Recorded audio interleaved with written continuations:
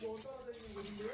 탄핵소추안이 국회 본회의를 통과하게 되면서 파면을 최종 결정하기를 헌법재판소에 파면을 요구하는 목소리를 내기 위해 시민들이 모인 겁니다.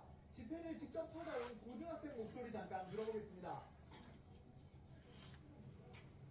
재판관님들께 꼭 만장일치로 탄핵을 결정을 하셨으면 좋겠다는 마음에 한번 목소리를 내고 싶어서 나오게 되었습니다. 주말에다. 지난주 여의도 집회처럼 오늘도 다양한 K-팝 음악을 틀면서 집회를 진행합니다. 잠시 뒤 저녁 8시부터는 헌법재판소가 있는 안구역 방향으로 행진할 예정입니다. 촛불행동은 이번 주 내내 저녁마다 이곳에서 집회를 벌이며 헌법재판소에 파면을 요구하는 목소리를 내는 아침입니다. 여의도에서 대규모 인파를 불러모았던 민주노총과 시민사회 주축인 윤석열 즉각 추진 사회대기업 비상행동은 어제 집회를 마지막으로 주중에는 잠시 쉬어간 뒤 토요일에 다시 대규모 집회를 연다고 밝혔습니다.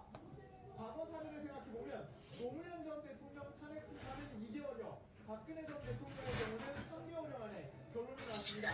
이번에도 탄핵 심판 선고까지는 10개월이 걸릴 것으로 전망되는 만큼 파면을 요구하는 시민들의 목소리도 당분간 이어질 전망입니다.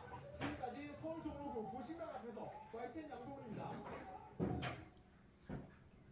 서울 곳곳에서 보수단체들의 윤석열 대통령 탄핵 반대 집회도 열렸습니다. 대한민국 바로세우기 국민운동본부 등 보수 성향의 탄핵 반대 단체는 오늘날 저 할머니도 왜 저지랄 거냐. 인천에서 윤석열 대통령 탄핵 무효 국민대회를 열고 계엄 선포는 정당한 행위였다고 주장했습니다. 또 오후 2시부터는 광화문 동화면세점 앞과 서울중앙지방검찰청 앞에서도 집회를 열고 이번 탄핵 저렇게 소추안을 무효라고 종교처럼 따지면 저렇게 되는 거야. 중립을 해. 헌법재판소가 재판관 9명 가운데 3명 공석인 상태로 윤 대통령 탄핵 심판 준비 절차에 착수한 가운데 연말까지 빈자리를 모두 메우려는 민주당 계획에 국민의힘이 제동을 걸었습니다. 탄핵안 인용 전까지는 한덕수 대통령 권한대행이 헌법재판관을 임명할 수 없다고 주장한 건데요. 야당은 탄핵을 늦춰보려는 궤변이라고 반박했습니다. 송재인 기자의 보도입니다.